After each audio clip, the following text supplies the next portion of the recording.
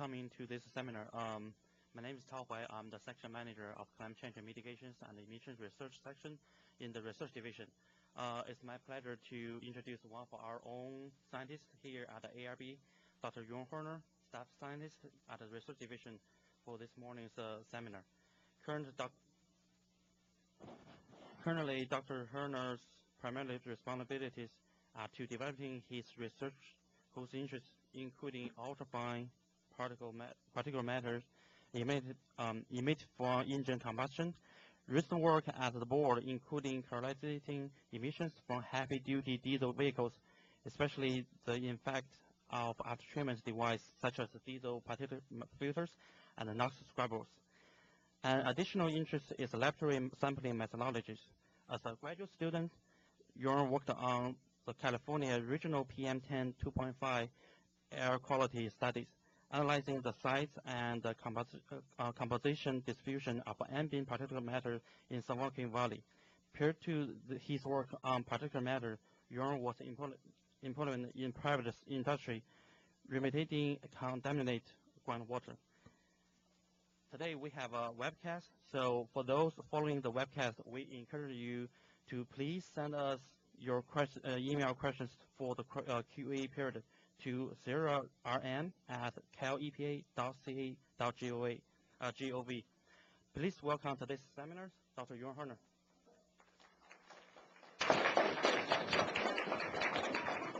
Thank you, Tao. Well, it's a pleasure to be here today, and I'll be talking about wintertime particulate matter in the San Joaquin Valley. This was the subject of my dissertation at UC Davis, so this is work I did before I joined the board. We'll talk about the concentrations we found, the types of particulate matter we found, and how that fits into a conceptual model that was developed prior to our work on wintertime PM in the San Joaquin Valley, and then that'll lead into a natural discussion on how to remediate some of this stuff.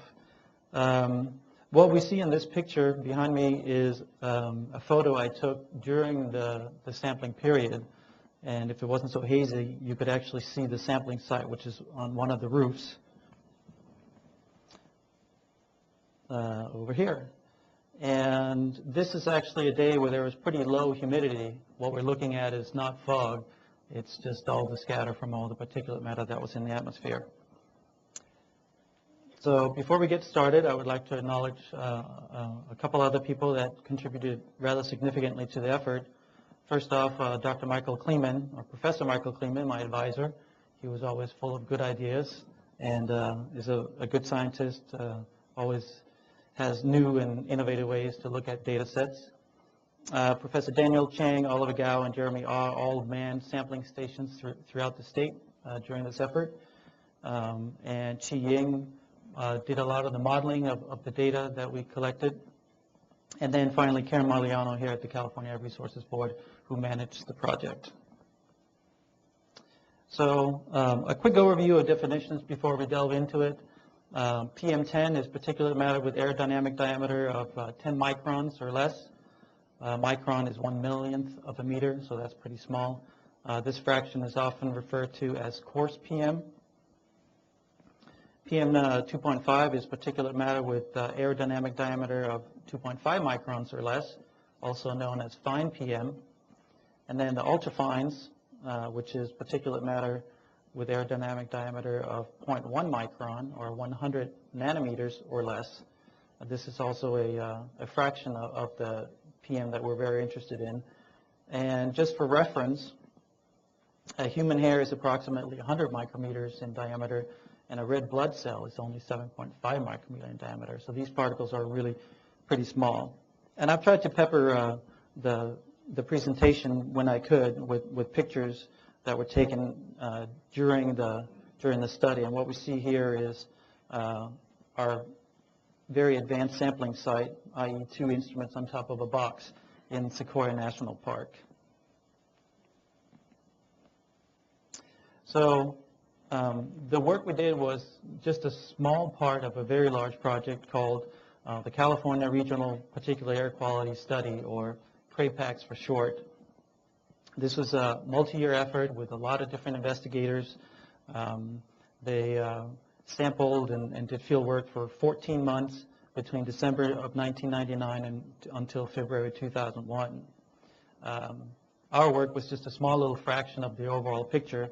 What we did was we collected filter-based and cascade impactor samples for 15 intensive sampling days at 5 different sites during the winter of 2000-2001. And this picture is taken at the Sacramento sampling site, and on that date actually was foggy. So what's the motivations for CRAPACs? Well, the health effects people tell us that there's a link between ambient PM and undesirable health outcomes. There's a myriad of undesirable outcomes that I've listed here. Some include aggravated asthma attacks, pulmonary fibrosis, and even premature deaths at some points. And the San Joaquin Valley has some of the highest PM concentrations that have been measured anywhere. At the time of the study, the San Joaquin Valley was out of compliance with the National Ambient Air Quality Standards for both PM10 and PM2.5. They've since come into compliance for PM10, but they still have work to do in PM2.5. And this picture here is from the Modesto sampling site. So why do we have these very high PM in the wintertime in the San Joaquin Valley? Well, as is often the case, there's both geography and meteorology that contribute to this. As you can see from the relief map on the bottom, the San Joaquin Valley is enclosed on all sides pretty much by mountains. And then in the wintertime, you get these high pressure systems that sit over Central California that kind of puts a cap on the valley, if you will. So pollutants just kind of they just kind of slosh around within the Central Valley for long periods of time, and there's no way of getting rid of them. So as the stagnation event continues, the buildup of pollutants continue as well.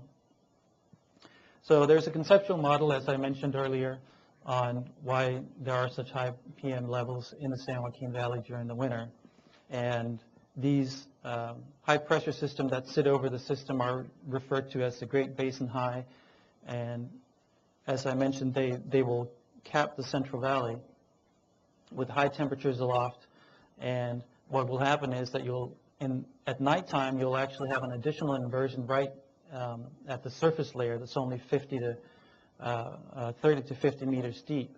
At night, in this lower layer, there'll be very little wind. Things will be very stagnant, so you're exposed to a lot of the direct emissions that occur at that time. Above the lowest inversion layer, you have another layer up to about 400 meters where there is some wind, and up there you'll have mixing throughout the whole valley overnight. What happens in the daytime then is that the sun comes up and warms the ground surface and will break down the lower inversion layer and couple the two. And the graph here shows temperature profiles, vertical temperature profiles taken at Bakersfield on January 5th, 2001. And you can see at 4 a.m. you have a very steep surface layer inversion that's only maybe, I don't know, what does it look like, maybe 100 meters deep. Then at 10 p.m., solar heat starts to break down that inversion. By 4 p.m., in the light magenta color, you see that there's now a single layer in the valley, about maybe 450 meters deep. And then at 10 p.m., the surface layer inversion starts all over. So if we kind of try to put all that on a graph on what happens at night and during the day, this is what you get. At night, as mentioned, you have this very low inversion layer at approximately 30 to 50 meters. Let's see if I can, right here. And we all live down there, and that's also where a lot of the emissions occur, so you're exposed to a lot of these direct emissions.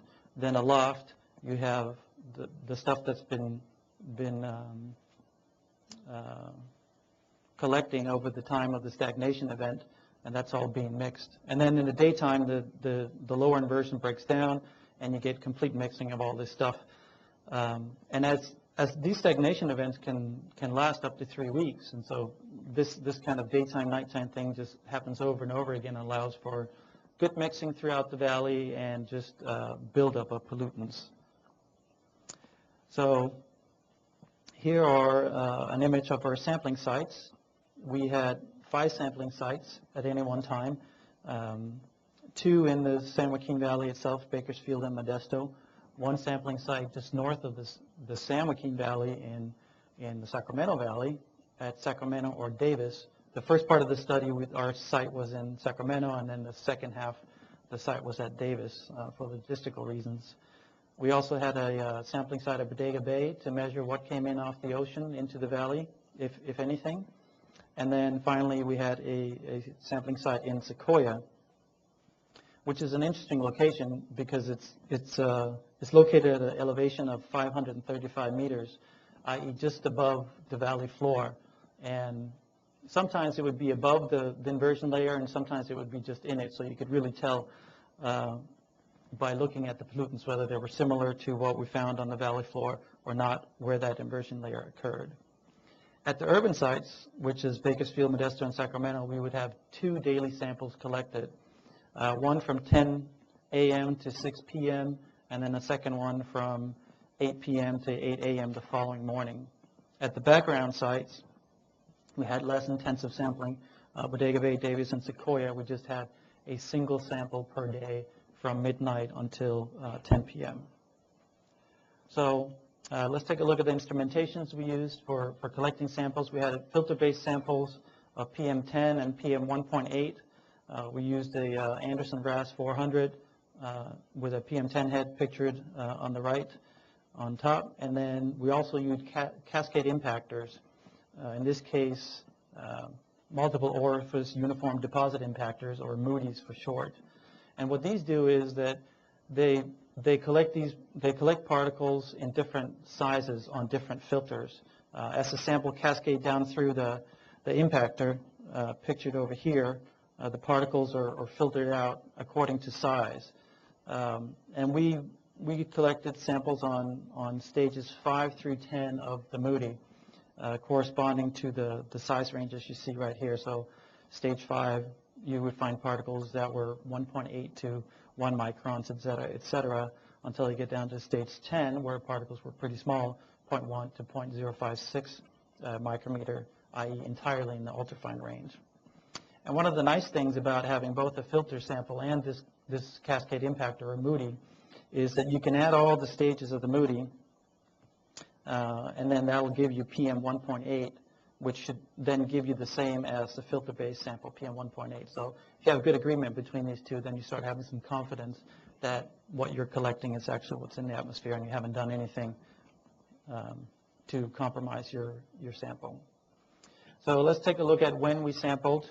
Here's the timeline of our event, starting in December 2000, running through early February 2001. Here is the temperature that we measured at 850 millibars. Okay, I was worried about that color, but you can see it good. The temperature is in Celsius on the y-axis over there, and you can see that even at pretty high altitudes, you get temperatures, from 10 to 15 degrees C, which is certainly a lot more than you find at ground level, especially during the night in the wintertime in the San Joaquin Valley. So there is a strong inversion in place. We had 2 periods of rain between these stagnation events that would clean out the atmosphere, and you can see that they also coincide with when the temperature was lower, i.e. when we didn't have the Great Basin High. So these are the periods that you would call Great Basin highs. There was a large one that ran from the middle of December through early January, and then 2 additional ones within the sampling period. And these are the times that we were out there sampling. Our 15 intensive sampling days occurred during 4 discrete intensive operating periods, or IOPs for short. And the thing to notice here is that our first 3 IOPs all occurred in the same stagnation event. Right over here. So IRP 1 gives a picture of what happens as the stagnation events initiates, then IRP 2, the middle, and then IRP3 is what happens after you've had, almost 3 weeks of stagnation. And then IRP4 is at the beginning of another Great Basin high. So here we see the results for PM10. And this graph, you'll see a graph like this quite often. On the x-axis, you have it's non-continuous time. You just have the 4 IOPs, IRP1, IRP2, IRP3, and IRP4. And you'll see that there really should be breaks in the axis because it's non-continuous. But just keep in mind there that the 4 IOPs, the first IOP happened during one large stagnation event, and then IRP4 at the beginning of a second stagnation event. And if we start by looking at the sites that we had on the San Joaquin Valley floor, i.e. Bakersfield and Modesto, you see there's a clear trend of higher concentrations throughout that first large stagnation event that occurred during the IRP 1 through 4. We also see that there really isn't too much of a diurnal pattern. It's just kind of a general uptrend with some scatter as you increase. At Sequoia, at Bodega Bay right here, there was initially onshore wind, so what we see here is pretty high concentrations of PM10, mostly sea salt. And then at the other background sites like Sequoia, there really isn't too much going on. Concentrations are pretty low. If we move to look at PM 1.8, we see on the valley floor there's a very similar pattern at Bodega Bay, at Bakersfield and Modesto. You do see this pretty intense increase over the period of IRP 1 through 3, that first large stagnation event. We also notice that the trends are very similar to that for PM10. Even the concentrations are similar to PM10 everywhere except for Bodega Bay.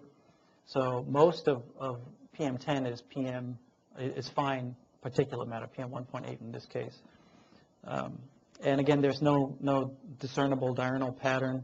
And I put in the 24 hours National Ambient Air Quality Standard for PM 2.5, which is 65 micrograms per cubic meter, and you can see that that's been significantly exceeded, especially during IOP 3 in both Modesto and Bakersfield. Now, if we look at the ultrafines, PM 0.1, the picture is really quite different. First off, you notice that the concentrations are significantly lower. These are actually pretty high concentrations when you compare to ultrafine measurements made in other places. We're only talking a couple of micrograms per cubic meter versus several hundreds. But what you notice is that the pattern is incredibly diurnal. There's a huge difference in the nighttime and the daytime concentrations of ultrafine particulate matter, something we didn't find with the fine or the coarse PM. And also, if you look again at IRPs 1 through 3, that first large stagnation event, there isn't really a pattern of increasing concentrations. If anything, if you look at, for example, Bakersfield, the concentration almost appears to be decreasing over the same event, which is really quite puzzling. So let's delve into those things a little bit further. And the way we do that is to start taking a look at the chemistry of these particles. We measured organic and elemental carbon using the NIARS method. We measured for water-soluble ions using ion chromatography. And we actually spent 2 years in the lab developing a new method for measuring trace metals using inductively coupled plasma mass spectrometry, or ICP-MS. I'm not including those data in this presentation because they're not really needed to tell the story I'm trying to tell, and there isn't enough time. This graph down here is our quality control check, if you will. On the x-axis, we measured the PM 1.8 that we got when we added all the stages of the cascade impact of the Moody, as mentioned earlier. And then on the y-axis, we have the PM 1.8 concentration measured with the filter sample.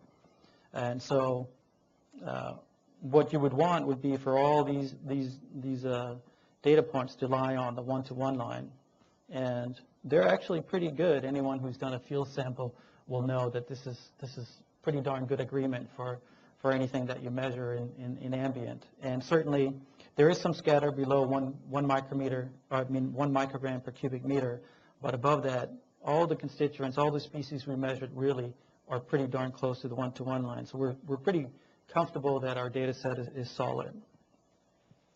And so what I've graphed here is PM 1.8, the chemical composition of PM 1.8, and I've highlighted two species, ammonium nitrate and carbon. And if we look first at ammonium nitrate in red, and that's nitrate, and then ammonium in the dotted line here, you see that ammonium nitrate, well, I should say again on the x-axis you have the 4 IRP. So the first 3 IRPs here is occurring during that first large stagnation event. And ammonium nitrate, certainly you do see a general upwards trend during that stagnation event. With organic and elemental carbon, there isn't nearly as much of a trend. There might be a little bit higher concentrations in IRP 3 versus IRP 1, but it's not nearly as obvious as it is for ammonium nitrate. Also, ammonium nitrate doesn't appear to be as distinctly diurnal as is carbon. Carbon is has distinctly higher concentrations at night, whereas you don't really see that for ammonium nitrate. If anything, it looks like, if you look at Bakersfield during IRP2, it looks a little bit diurnal the other way with higher concentration during the day. And we see the same trend at Modesto, a general increase in ammonium nitrate and much less so for carbon. So that was fine particulate matter, PM 1.8. If we look at the ultrafines, PM 0.1, the story is a little different. We barely see any ammonium nitrate. It was really too low to be measured. And most of what we found in the ultrafine range was carbon, especially organic carbon. And again, you see there's 2 things to notice. This is incredibly diurnal with higher concentrations at night. And secondly, there isn't an increase over time as the first large stagnation events really takes hold. If anything, in Bakersfield again, we almost see a decrease in the ultrafines, carbon concentrations. So let's take a look at the size-dependent particle composition. What this is a mass fraction in each of the sizes that we measured. And if we start with the ultrafines over here, we see that this is organic carbon and this is elemental carbon. Really, in these small sizes, the ultrafine is completely and totally dominated by carbon species. As we move towards the larger sizes, we see that ammonium nitrate becomes a more and more important part of the particulate matter right here. Here, ammonium nitrate is a much larger fraction than it is, and carbon is much smaller. So this is an average. Of what we saw was that ammonium nitrate was typically between 40 to 75%, and carbon anywhere from 15 to 50% of the fine particulate matter, PM 1.8. And what would happen was that the fraction of ammonium nitrate would increase with PM 1.8, and the fraction of carbon would decrease with PM 1.8, meaning that as concentrations become higher and higher, it's mostly the ammonium nitrate that contributes to the additional amount of PM that we found. And the ultrafines are completely dominated by carbon, irrespective of concentration.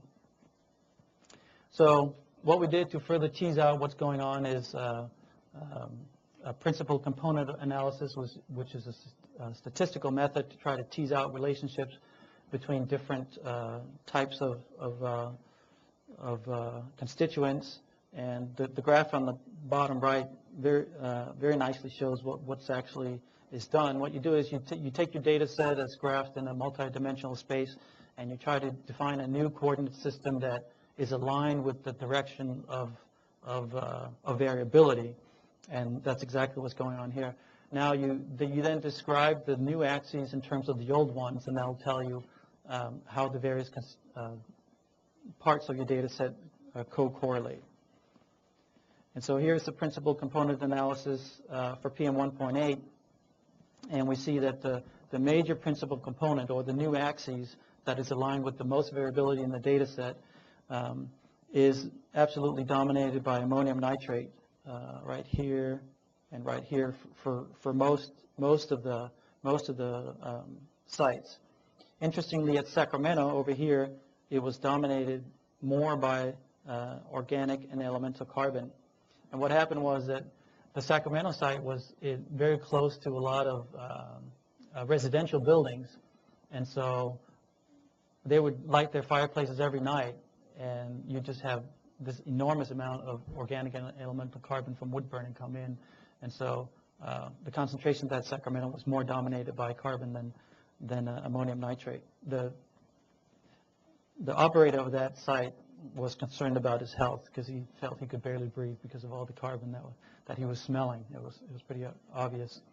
The principal component analysis for PM.1 we see right here is really for all sites is dominated by organic and elemental carbon, and that's really the whole story on the ultrafines, as expected from what we saw before.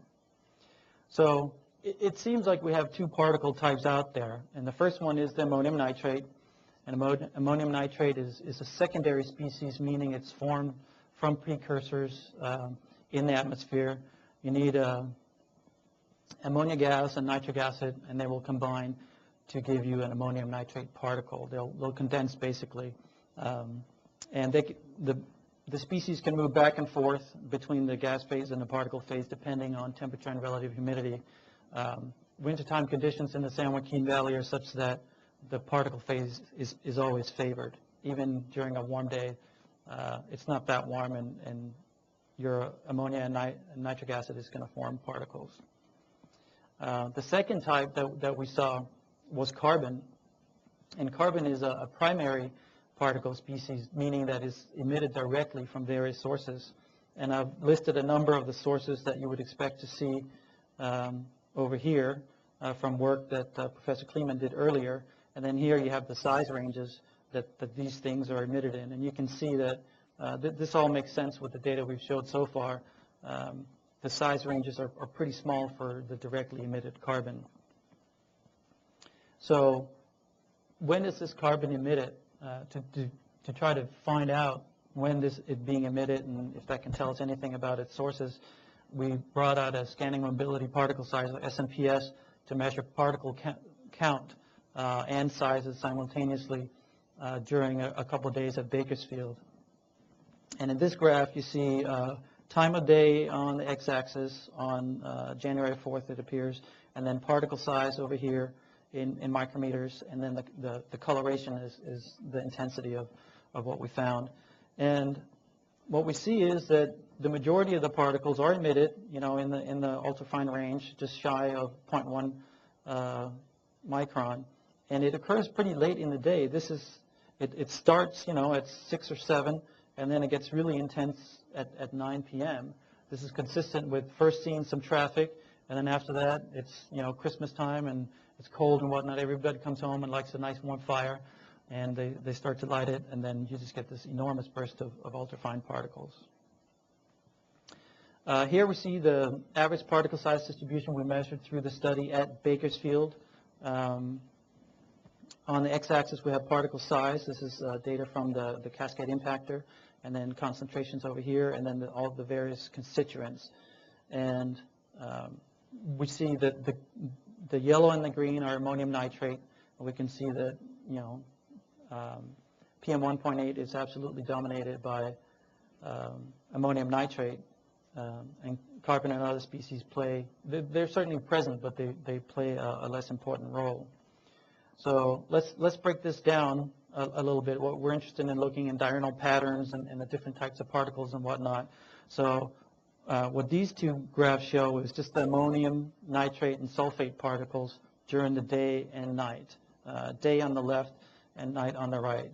You can see the size distribution looks very similar day and night. There's just a small change in magnitude, with the daytime concentrations being slightly higher than the nighttime. And certainly there's no doubt that this size distribution peaks just below 1 micron. Carbon is a slightly different story. Here is the average carbon size distribution measured during the day and the night. And what we see is that during the day, down here, the size distribution peaks right in the same impactor stage as ammonium nitrate did. But at night, the particles are, first of all, there's a lot more carbon particle mass there. And secondly, the particles are quite a bit smaller with a peak more in the 200 to 300 nanometer range. So we went through and tried to figure out why this is happening, and we started looking at the different processes that affect size distributions. First we look at the condensation, then at deposition, and finally at coagulation. So let's start with condensation. Condensation is mostly appropriate for the ammonium nitrate sulfate particles, which are hygroscopic. And what Qi Ying did was he took the data we had, he developed a two-layered box model that simulated what's going on meteorologically in the San Joaquin Valley. And let's see, this is, luckily you're looking at a better image of it than I am on the screen.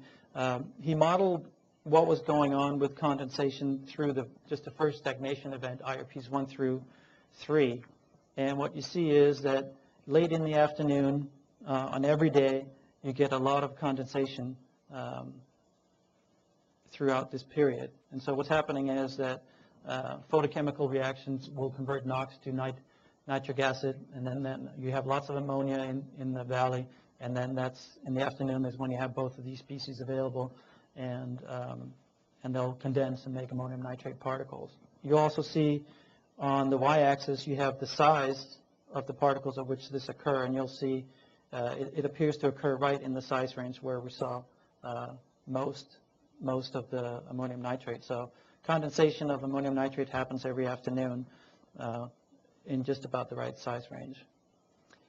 Then we looked at deposition, and what I've graphed here in blue is the deposition velocity, simply calculated from theory, and the velocity is graphed in reverse, if you will, with the highest deposition velocities being down here and the lowest up here. And you see that the lowest deposition velocities actually occur right where we have the peak in particles size distribution. And then in this graph, in the pink one, I've graphed the average particle mass distribution at Bakersfield. And looking at this, it appears pretty obvious that the ammonium nitrate particles, they just continue to grow through condensation, and then the size distribution that we end up seeing is dominated or created basically by deposition. So as far as the ammonium nitrate and sulfate particles go, they grow through condensation of the gas phase precursors. The deposition gives us the peak in the 560 to 1,000 nanometer size range. Conditions in the San Joaquin Valley are such that you're always going to have the particle phase of ammonium nitrate rather than the gas phase. And every day you get this coupling of the upper layer that'll bring additional ammonium nitrate down to the surface, and the daytime photochemistry further assist in the creation of additional ammonium nitrate. So then that leaves us with coagulation, and this process is more important for the carbon particles that are directly emitted. And here Qi did the same thing. He took the data that we had measured, put it into his two-layer model to see when we would get coagulation. And what you see is that, and again, just for the first stagnation event spanning IRPs 1 through 3, and what you see is at the end of the day, you see a lot of ultrafines being lost, coagulating with the larger accumulation mode particles that are found with ammonium nitrate. And that's consistent with carbon being emitted late in the evening and then coagulating and being moved to the larger sizes as they coagulate with the larger particles. There's a lot of skepticism about coagulation's ability to actually remove the ultrafines. But what we think is going on is that the residence time of the ammonium nitrate is so long in that upper layer that there is actually plenty of time for coagulation to take place and have an effect on the particle size distribution. And also, so every night when all these carbon particles are emitted,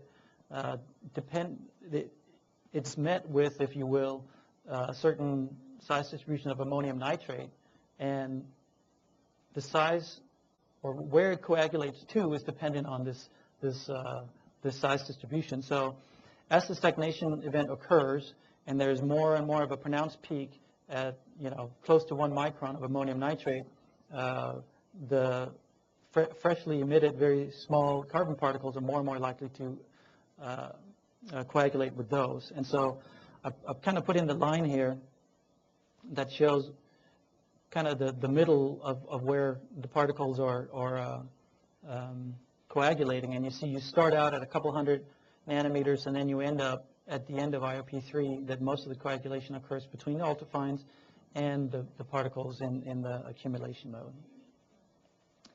And this same phenomenon is described here. What I've graphed is the carbon particle concentration in each stage of the cascade impactor versus the various IOPs. And down here I've put down the average total size distribution measured during those IOPs, and you see that there's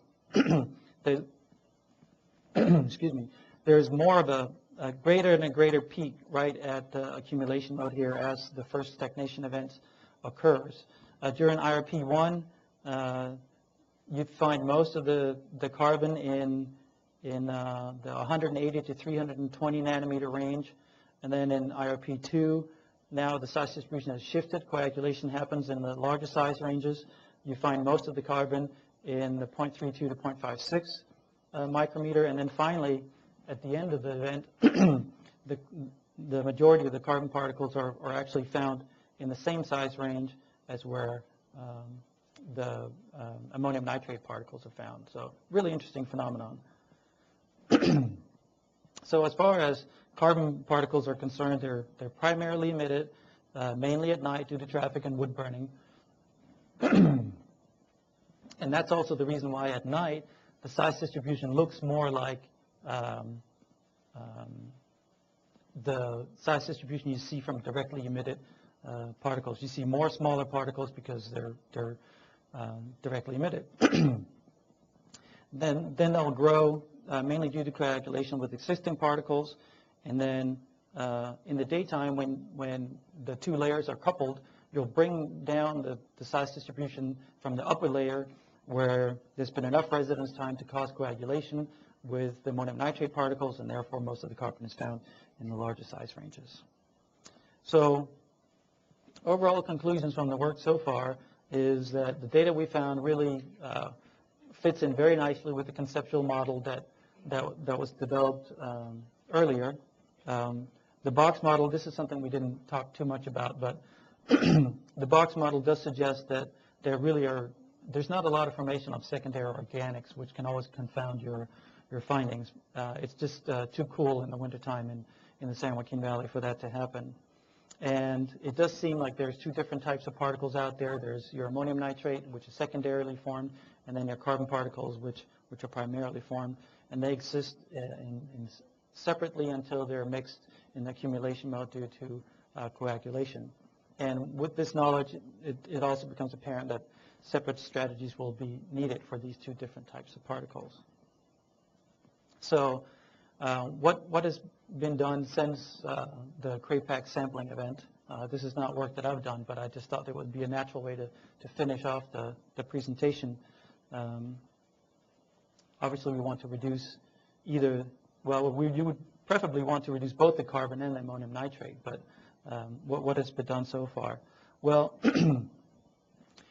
the San Joaquin Valley Air Pollution Control District took a pretty strong stand on wood burning and amended their Rule 4901 in 2003, shortly after this study was done, and certainly not based solely on what I've shown our work today. Again, it was a very large study, but all the results pointed in the same direction. So this new amended rule became effective in 2004, and people have measured significantly lower amounts of carbon particles in the San Joaquin Valley since. And as a result, PM overall has also gone down a little bit. Ammonium nitrate is, as mentioned before, is a secondary species. Has been more of a challenge. The source of ammonia is mainly the dairies. Source of nitric acid is not completely known, but certainly transportation plays a very large role. You get NOx, which is eventually converted in one way or another to nitric acid. And so if you take a look at the gas phase ammonia and the nitric acid concentrations in the valley, the two precursors from ammonium nitrate, you see that, let's see, over here, you see the very similar trend that what we're used to seeing for PM 1.8 and whatnot for ammonia in the San Joaquin Valley. There's plenty of ammonia out there all the time. You would have to reduce ammonia significantly before you got down to levels where you wouldn't form ammonium nitrate. Nitric acid, on the other hand, you see the concentrations are much lower, and the data here doesn't really show any kind of a trend. Frankly, what you're looking at is a species that's basically at the detection limit of our methods. So you just see kind of random spikes at low concentrations here and there. So from this, we can conclude that the production of ammonium nitrate is limited mainly by the availability of nitric acid. And so if we want to reduce ammonium nitrate, the first thing to do would be to reduce NOx. And there are some things going on that will probably help us get reduction in NOx. First and foremost, the emission standards for heavy-duty vehicles for NOx is about to be reduced by 90% between now and 2010. That should significantly reduce the amount of NOx in the San Joaquin Valley. Also, many of the things done for the diesel risk reduction plan to reduce the number of diesel engines in ag and whatnot will help. And finally, there's a lot of other regulations at the San Joaquin Air Pollution Control District to reduce NOx to meet their ozone standards, and certainly all these rules will help to reduce ammonium nitrate as well. And with that, I say thank you. If you have more questions, please feel free to contact me. Also, we wrote a couple of papers that you can look up if you want more information. And I leave you with this very romanticized image of what a sampling event is like. This is our. Thank you so much.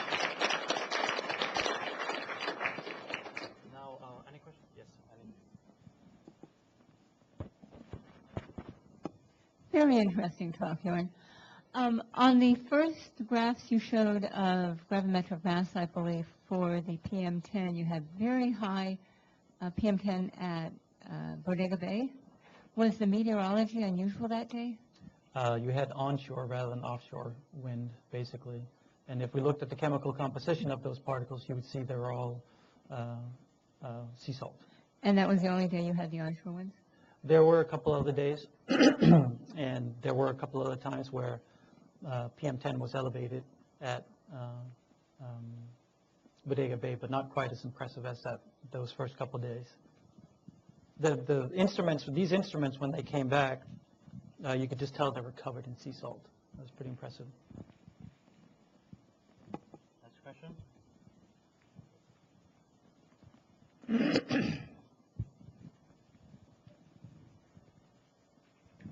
Thank you. That's a very nice piece of work. Do you guys have mixing height data by hour to, or at least paired with the twice daily balloon launches to correct for vertical diffusion or vertical dispersion? There were, I don't know how to pronounce this correctly, but basically weather balloons rowing zone data, and that was the result of which I showed in that one graph. There was 4 weather balloons sent up per day in 1 or 2 of the sites at 4 a.m., 10 a.m., 4 p.m., and 10 p.m. So that data is out there. I don't have access to all of it, but CARB does. I mean, it doesn't affect the argument about the particle size distribution, but the concentrations that you showed are not necessarily linear with the buildup of total particles. Right. The group, Kleeman and Ying, are currently in the process of modeling the whole system, and I think that the answers to your questions will come out in their analysis. I haven't looked at that closely myself. Any more questions? Oh, Rini? Okay. I saw the one day in Sacramento it was foggy. Was it not that foggy in the San Joaquin Valley during that first high-pressure sampling event? Because you would think there would be somewhat scavenging. Most of the time it wasn't that foggy, no. That was one of the challenges, actually, of the sampling event. You can't run the cascade impactors when it's foggy. So when we were running overnight, we had to wake up every 2 hours and go out and check to see whether or not it was too foggy to run. There were 1 or 2 times where we turned off the instruments because it was foggy, but most of the time it wasn't too bad. It was, that haze was PM, not fog.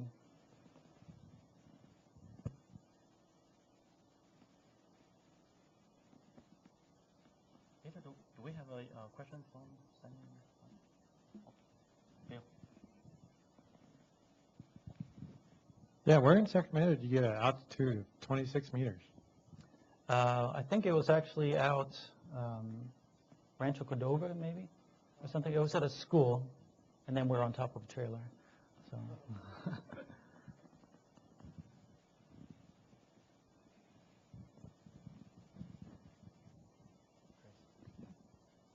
The elevated carbon content of the ultrafine range in the evening, do you attribute that primarily just to the reduced mixing height or possibly different sources from day to nighttime? I think it's a combination of both. You have that very low mixing layer every night, and then you also have all the additional emissions from wood burning. There's actually, at Modesto, there was one night where you didn't have a perfect inversion, and you did have a little bit of ground level wind, and you would look at the signal the day before. It would be, up and down with high nighttime concentration. And then that one night it was only a little blip, and then it would go back to the same thing. So definitely a combination of the two.